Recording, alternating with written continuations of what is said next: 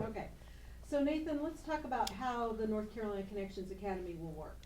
So absolutely. So the North Carolina Connections Academy is it's a virtual public online school.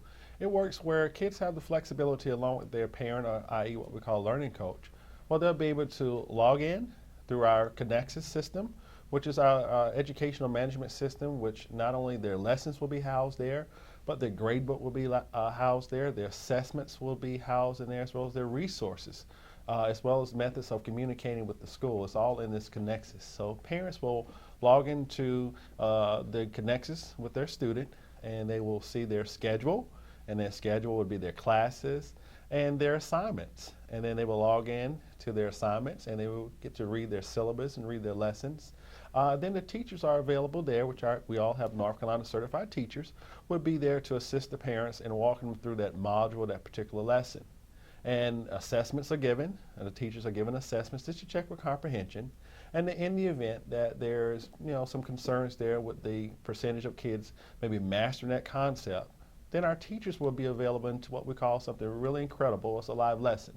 And a live lesson gives that real-time approach for parents to log in. It is optional, but it's also recorded. So it gives parents at that time to log in and to interact with their teacher, to ask questions, and for that teacher, more importantly, to engage in those students, to provide maybe some enrichment, maybe to give a more thorough understanding of that skill for mastery. And then, of course, they're reassessed, and then the process is a cycle all over again with each new concept and new lesson. And Chris, you've had experience with Connections Academy Yes, in ma'am. another state. Can you talk about the biggest differences between online teaching and teaching in a bricks and mortar kind of situation?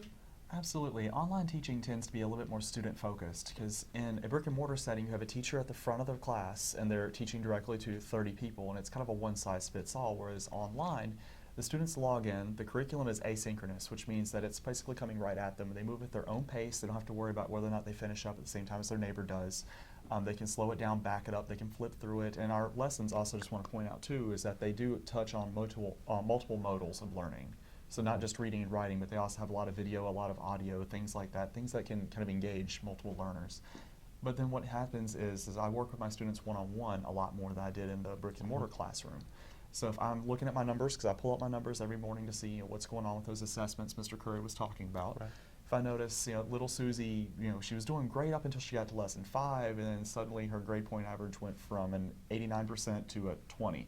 I'm going to call Susie. Step one, give her a call, say, Susie, what happened?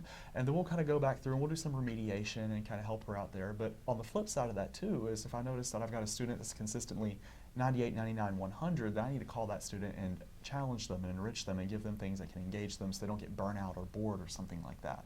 So we can really kind of play to our students' strengths, but we can also help them overcome their weaknesses.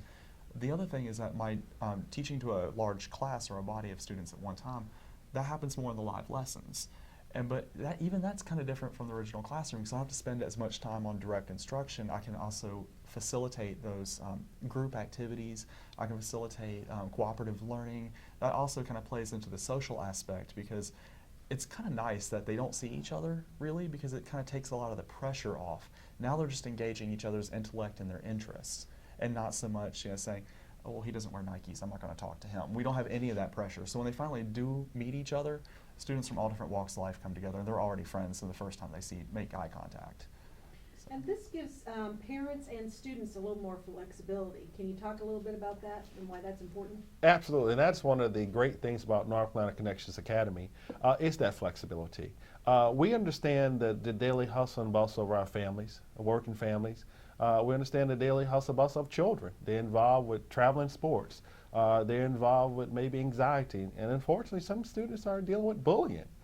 So having that flexibility to change that environment, having the flexibility to work on a schedule that's going to be accommodating to the families. I think that's what we need to focus on is what's going to be best for the student. What's going to be best for that learning coach, or as we refer to our parents as, and allow them to dictate that schedule. We can have students who maybe Saturday night may be a great time to come to school. Sunday, all day Sunday may be a great time to come to school. Kids who may be what we call a winter break in our bricks and mortar. Maybe this will be a best time for kids to come to school. In fact, that flexibility leads to our students having more instructional hours than most kids in the bricks and mortar because If there's inclement weather where some schools are closed for various reasons, our kids can still log on and tap into the curriculum.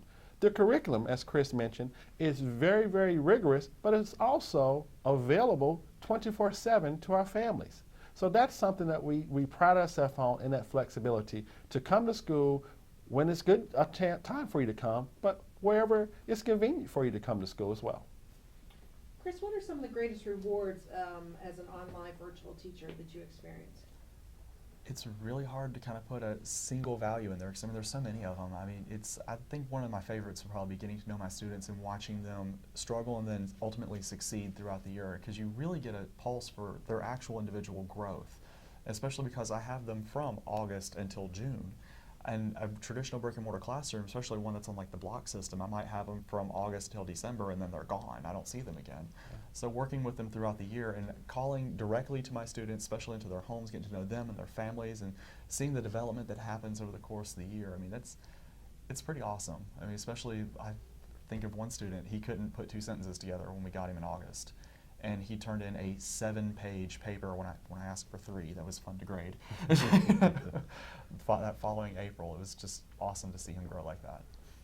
And this isn't necessarily homeschooling. Can you talk a little bit about the differences and similarities in that? Absolutely. So no, we're not a homeschool at all. We are school at home, meaning that as I travel across the state and I talk to various parents and parents who are homeschool parents who have tried homeschool, in our conversation, it is a sense of frustration. Many of our parents they're frustrated if I'm doing this right. There's a financial strain on those families. They're having to purchase the curriculum and various other things. So with North Carolina Connections, we take that out of our homeschool parents. We take all the frustration out where you're not having to buy the materials, the curriculum, because it's free. It's a public school. Trying to figure out if what we're teaching is aligned to what the kids are going to be assessed on. Are we teaching so our kids are going to be successful? I mean, that's a lot of the frustration that my homeschool parents talk to me about. But at North Carolina Connections Academy, you're going to be connected to North Carolina certified teachers. And you're going to have access to an award-winning curriculum that we've already did the research. We've already tested it, tried and true, that it's got proven results. This school has been modeled and patterned across this country with successes in all areas. So we want to help parents take out that frustration and to provide them with the flexibility to provide the best possible quality education in the state of North Carolina. Can you both talk about the interactions with students and their learning coaches and parents and how that may be different from other schools? Well, I can speak on my role as my contact with parents and learning coaches, and then of course Chris can talk on a teacher level. As a principal, and we have students in all counties in North Carolina, so being able to travel and connect and talk with those parents to find out what is it that they need, what is it that they want out of schooling, what is it that we can provide, what's missing out of what they were currently doing. So as I talk to those families, that is the way that I build that relationship. And then I'm able to take that back to the school and discuss with my staff and my teachers on a personalized learning plan for that particular student, and then to oversee and to monitor that plan. And that's my biggest role as a principal of the school and over the success of the students. And of course in the classroom, it's just a little bit different on how that may look. And the virtual setting, the contact between teachers and parents and caretakers, people that look after the children, it's much more involved than in a traditional brick and mortar classroom. In the brick and mortar classroom, you're kind of on an island by yourself. But in the virtual setting, I mean, they have instant access to the grade book, which updates instantly as soon as a grade is put into it. So they always have an immediate idea of where their student is at any given time. And I'm just a button click away. They can push, I think it's 2 buttons on their homepage, and it'll immediately send an email directly to my inbox. So if they have any questions anytime, they can send that to me. And if it's during office hours, they're always welcome to pick up the phone and call me. On the flip side of that is if I'm going through and I notice something before they do, I might call them and say, hey, I noticed your son John, he was doing really well, he's not doing so hot now, is everything okay? What can we do to help you and support you from here? And it kind of builds a combination of personal and professional relationship with our families that they're just not going to get in a traditional school, because I actually have time to call them during the day, which is nice. And the teachers and the administrators are all going to work from one central location in Durham. Can you talk about why that's important? Absolutely, and in my years of school leadership, I find that collaboration is a vital piece in the success of professional growth and professional development. So what we feel is having all of our staff in one building, as I said, under one roof with one purpose, and that is put students first. I think that's vital. Our teachers need time to collaborate. They need time to talk with each other. They need time to talk to me as the leader of the school, to talk to me about things that are working well, things that are not working well, and to be in that environment where I am just a few steps away from any of the teachers. And I can take part and sit in part of their live lessons, to sit in part of what they're doing. I think that's so key because as I talk to teachers and as we have interviewed hundreds of teachers across the state, the constant variable I hear with teachers is support. And there's low morale and they want to feel like they're in leadership. At North Carolina Connections, having my teachers under one roof and knowing that I'm readily accessible and readily available to them, as well as the other administrative staff there, that is very key to what we're trying to do. And it's also key to our parents, knowing that we are there in one central location, providing a service for the needs of their students. And as a teacher, talk about collaboration and how that affects your kind of learning environment. I mentioned earlier about the island that we're kind of in our classrooms in the brick and mortar setting. That island has been obliterated. It is now part of an actual mainland in the virtual setting because I'm literally surrounded by my colleagues at any given time. I don't have to go physically seek them out at some free point during the day that they might not have free. I can actually just wheel my chair around and say, excuse me, Mr. Math teacher or Miss Science teacher, you know, okay, I have this common student with you. This is what's not working in my class. What's working in your class? How can I modify that so it's working in mine? And vice versa. So this way the students get the best of all worlds, or if we notice a student who is not doing so well in any classes, we can say, okay, let's look at what we've tried so far and figure out what we haven't tried yet and see which method might work best for the student's individual needs. And of course the parents also have the ability to talk to all of us during the day, which they typically can't do in a brick and mortar classroom because they can pretty much call us and we can schedule a time to where we're all just right there at the phone with them. We can say, okay, let's go through it all together to make sure that we're all on the same page and we know what's going on so you're not lost either. And if I can add this, as I talk to teachers, they want to teach. They have gone to school, they have certified to teach. And when we bring them into one building and we tell them, you know, you don't have bus duty, you don't have playground duty, we don't need you to, you know, keep the gate box at tonight's football game. When we tell teachers, all we want you to do is to teach. We're not going to put you in the cafeteria to find out who threw tater tots or open ketchup packages. We're not going to do those things that take away from what they've gone to school, and they are professional educators. And so we're putting them in that environment together, a group of professionals, to make professional decisions about the quality of education for the students in North Carolina. And let's talk about socialization. That's important in all children's activities. Can you talk about how that works in a virtual school? Absolutely. So we recognize and we are aware that the social development as well as the academic development of students is very key and vital to their ultimate success. So being able to recognize that and to be aware that we have to put things in place to provide support for that. And we have at North Carolina Connections Academy. Multiple resources are in place. One of the interventions that's in place is field trips. Love the idea for kids being able to explore different venues throughout the state, come together. Now we'll say the field trips are school-wide. So when we plan a third grade field trip, we're inviting the whole school to go out to that field trip to have that social connection, not only for students, but for families. In addition to that, we have clubs. I'm very proud of our sports club. Now when we think of sports club, we think about kids who are playing tennis or they're playing basketball. And that's not necessarily the case with a sports club. Here are kids who probably may not have made the team or make the team, but they have a common interest. They like sports. They're collecting baseball cards. They like watching sports. They can come together in a blended setting, virtually and face-to-face. So what we're doing here is we're trying to build and unite the state of North Carolina. And that's one of the biggest social pieces that I think we're ever going to see. Certainly historically, it's not been done, but this is one of the biggest venues that we're trying to capture on a social piece is the state. So in addition to clubs, and then we've got all types of field trips that are set up. So there are pieces where families are their own, are starting different social media groups to socially connect. Just a quick story. I was at a city at an informational meeting some families, and there were two families in the room. And at the end of the session, the families came over, and they were next door neighbors. They had no clue that they were both had the same interests. So now there's a huge social connections, and they live just a couple feet away. As for the classroom aspect of it, I know a lot of parents are kind of worried that their children are going to kind of lose some of those social and communication skills. But what I found, especially working at the prior Connections Academy that I was with, was that removing the visual element really took a lot of the pressure off of our students, and they began to focus on each other's intellect, abilities, and interests, Right. more so than whether or not they're wearing a name brand pair of jeans or shoes or something to that effect. So by the time they actually came together, say on a field trip or for state testing or for anything of that nature, they were already friends. It didn't matter what they looked like. It didn't matter if they would have belonged in the same clique, so to speak, back in the brick and mortar setting.